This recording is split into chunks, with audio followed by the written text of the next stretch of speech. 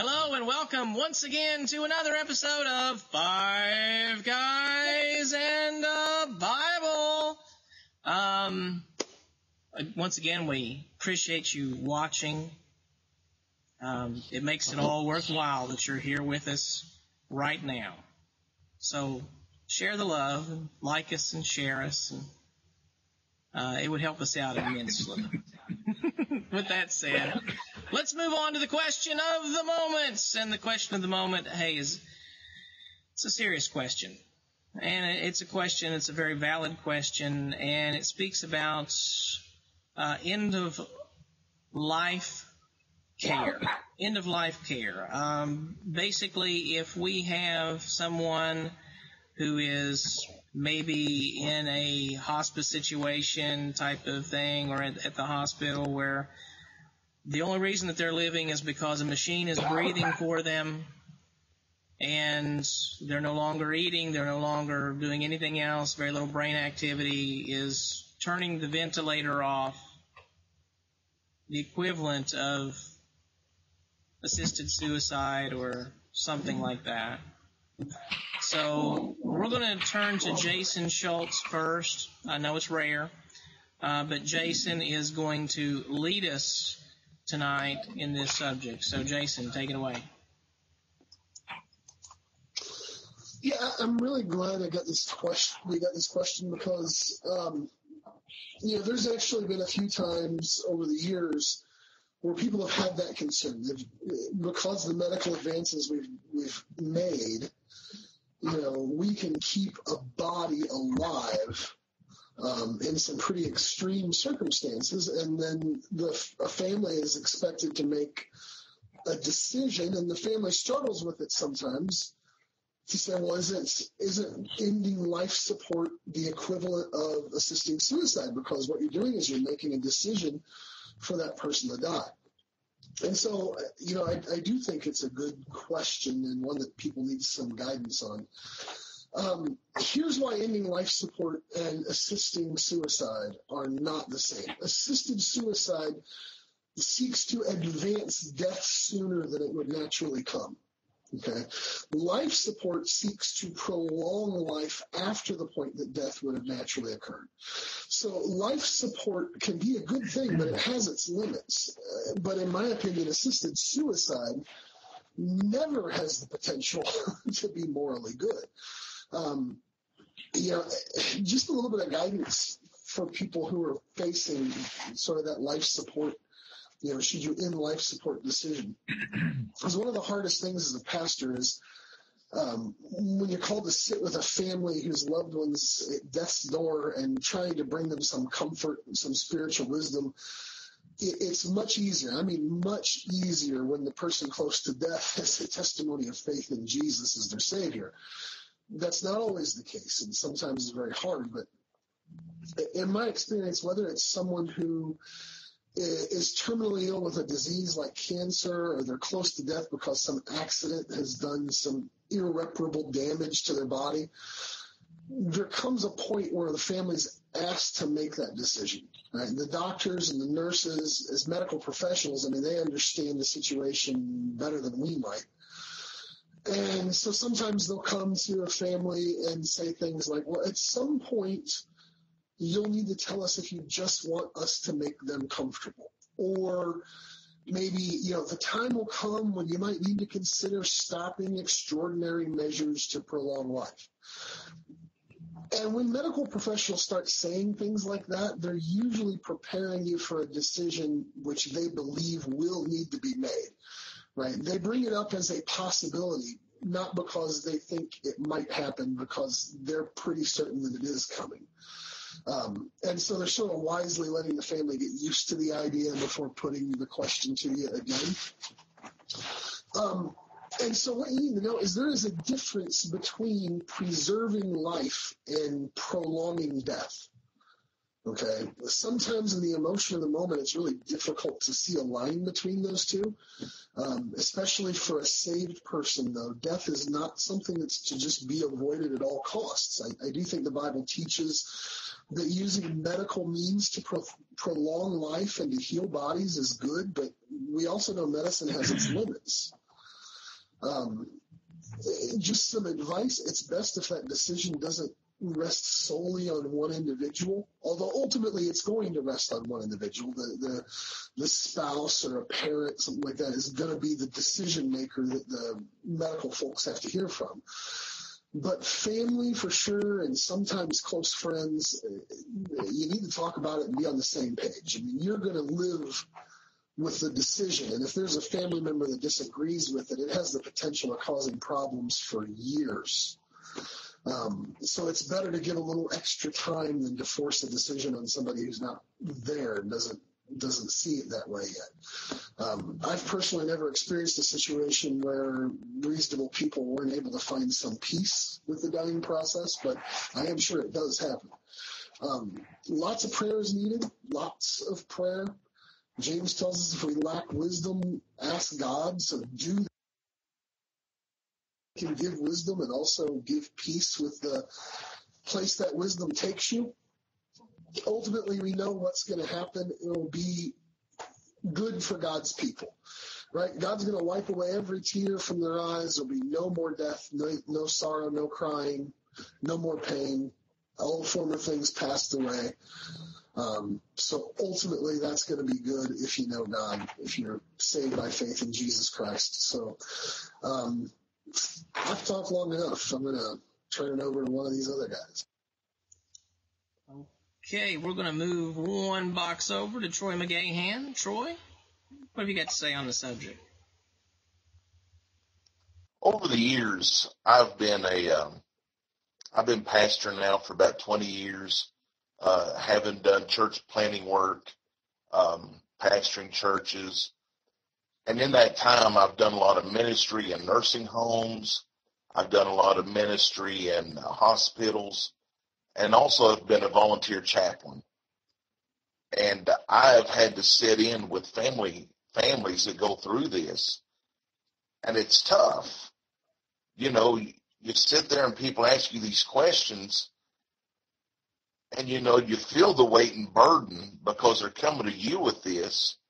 But at the same point in time, as hard as it is on you as the pastor or chaplain, it's their family member.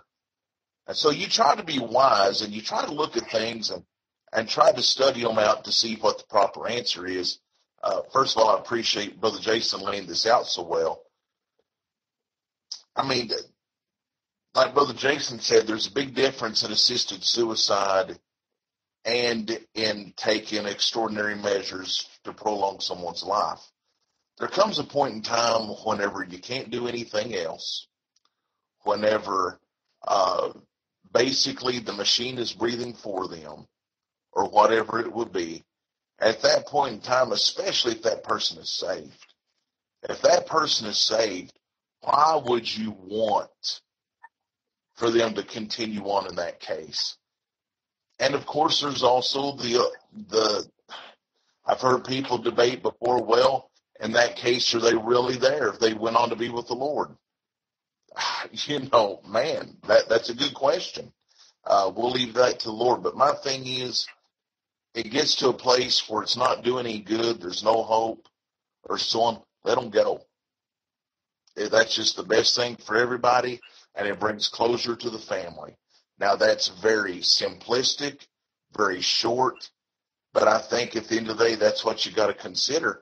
And even if they're not saved, you know, what you do in the meantime, because they talk about that they can still hear you and so on while you're on the machine, or there's thoughts of that. That you preach them the gospel, and you keep preaching them the gospel. Maybe God will do something. Maybe God will be merciful to them. And but we'll leave it at that. We'll move on to the next person. That's all I got, Brother John. All right, that's going to take us to Mark Campbell. So, Mark, what do you got for us? Well, Troy kind of stole my thunder. I was going to talk about being involved in this kind of situation quite a bit because I was a chaplain at a nursing home and received some training. I volunteer chaplain at a couple of different hospitals. And so let me say, first of all, before I address this issue, in some of my training at one of the hospitals, they talked about advanced directives.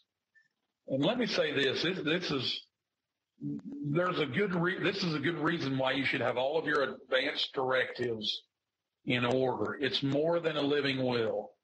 An advanced directive talks about every type of life support that can be possibly applied. And you can talk about, would I want that type of life support in every type of situation? And you can outline that.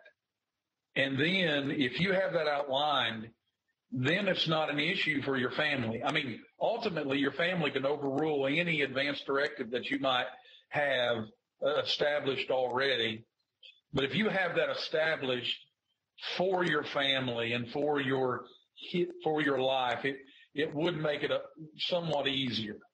Now, Jason kind of stole my thunder too, just because, you come to the point where, again, if you remove the machines, you're doing nothing more than allowing nature to take its course. If the machines are keeping a body alive, then you're overruling nature, so to speak. And overruling nature sometimes is good. I had a boy in our community whose mother, her heart stopped the other day, and they overruled nature by shocking her back to life and implanting a pacemaker. That's overruling nature. So that's good. But in the cases of someone who is facing an end-of-life issue, when it comes time to whether we're going to remove the machines or not, or sometimes it could be a feeding tube, or there's different ways, different kinds of life support. What you're doing is allowing nature to take its course. And I have had to advise folks in this a multitude of times. Some people very close to me, and some people not very close to me.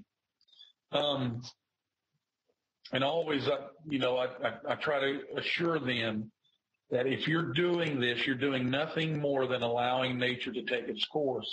I will say this in some of my training that I've had, and I was trying to find it. It might have looked like I wasn't interested, but I was trying to find some of this information in some of the books that I have. But one of the things that they say when it's coming to the end of life and coping with the end of life, one thing that you have to realize is that a lot of times, especially with extended illnesses, your loved one has accepted the end of life long before you are. You're wanting them to hold on. You're wanting them to fight. And they've accepted the fact that it's over. It's done. The fighting is over. And so they have resolved to the fact that I'm ready, no matter what their spiritual condition is. Sometimes they come to the condition of saying, I've fought enough. And they have accepted the fact. That's when it comes towards dying, acceptance of the fact that you're going to die is one of those things. And sometimes that one who is experiencing the sickness has accepted that loss long before the one who is healthy can't accept that loss. So that's one thing you ought to realize. Sometimes they have accepted the fact that I'm done. It's over. There's nothing else to do. And so that would be one thing that I would encourage you to do, is try to look into how do they feel about it, and try to establish those advanced directives so that way you don't have to make that decision, hopefully. Then understand they're going to accept that loss along before you do. Then you realize that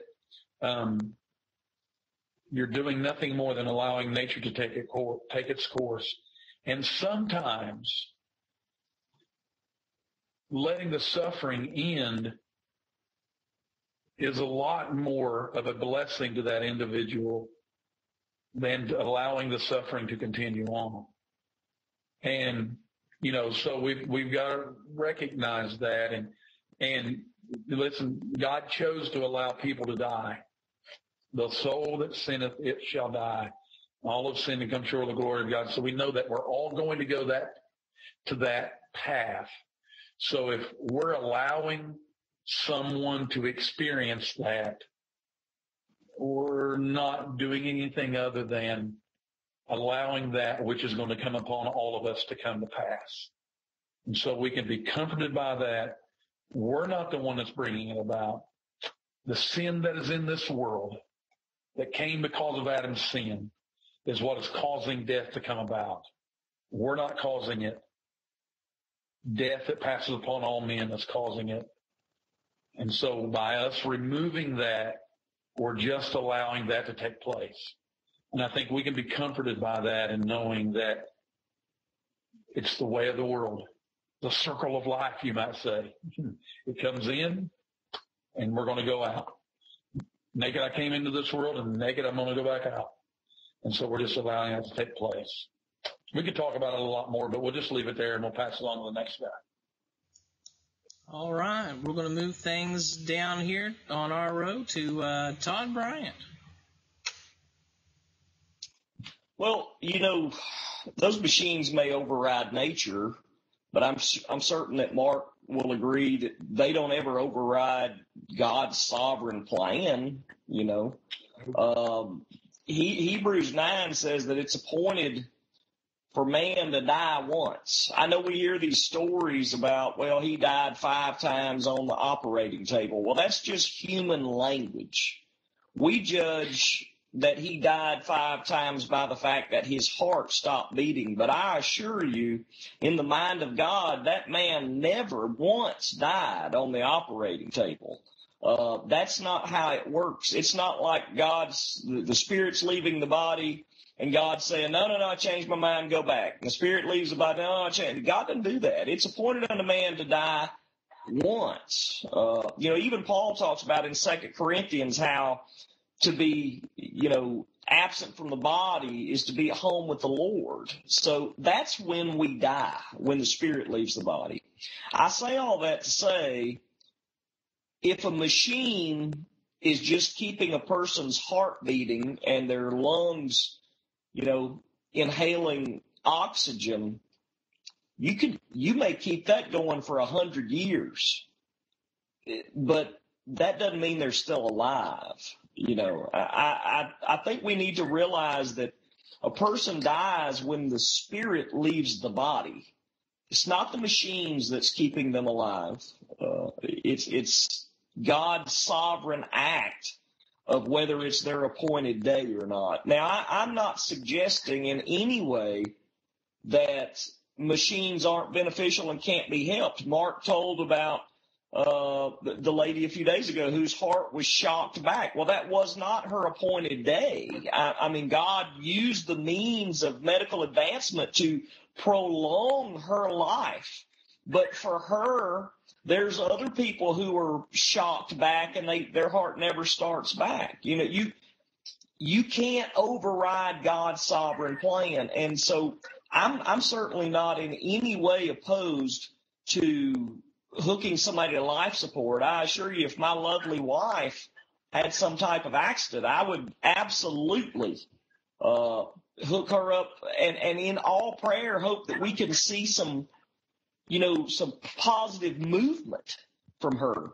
But ultimately, you've got to trust the doctors who do brain scans and see, they've seen this thousands of times. They may be able to tell you, look, we've kept that body alive from the human standpoint for a while, but from everything we're seeing, there's really no hope here.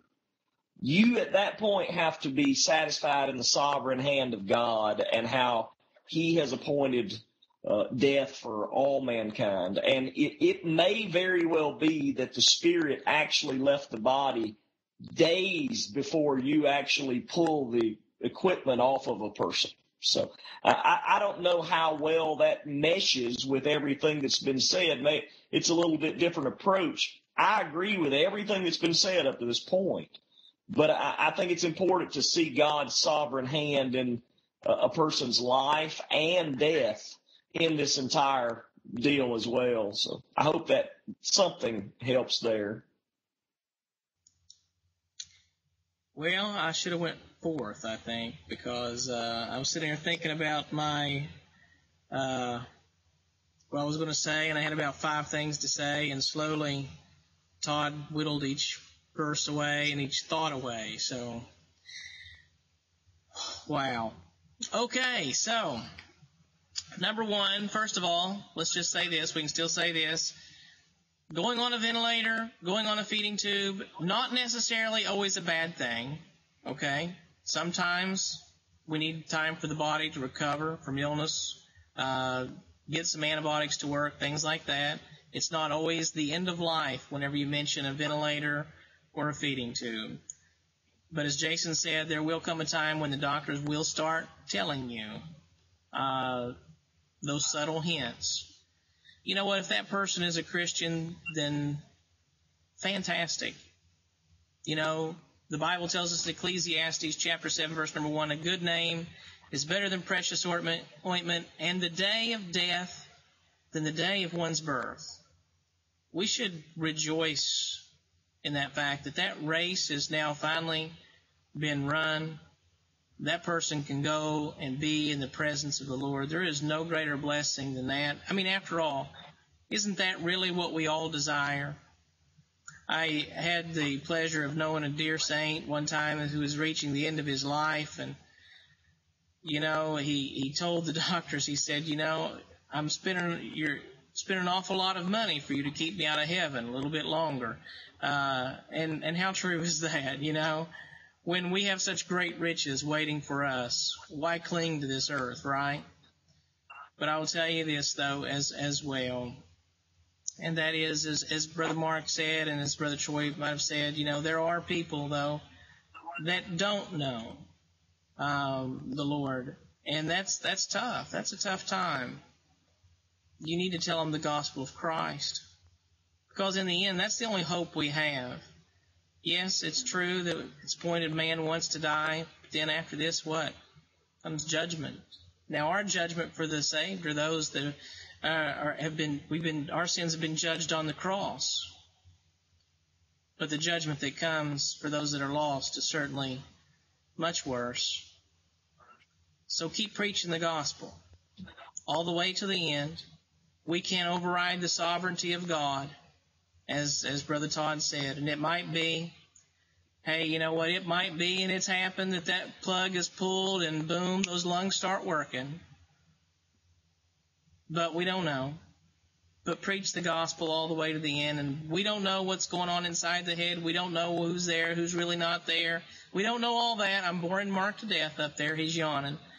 But keep preaching the gospel, because we need it.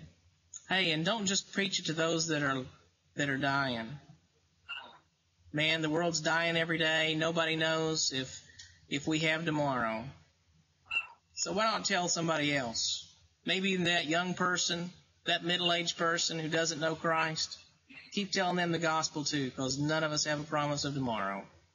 With that, I'm going to end things unless any of you guys got something you want to add. If not, Mark? Yes? You're not boring me. You're not boring me. It was a long night last night and a long day today. I just sleepy, man. It's all right. I've about fallen asleep on a few of these episodes myself, so it's all right. But with that, we'll go ahead and close. If you have some questions you'd like to share with us, please do so on fiveguysinthebible.com, or you can do it so on Facebook, message us, or in the comments section you can ask a question as well. We try to get to as many as we can, but we definitely need those questions so we can continue on. Thank you for watching. Good night. God bless. And we love you.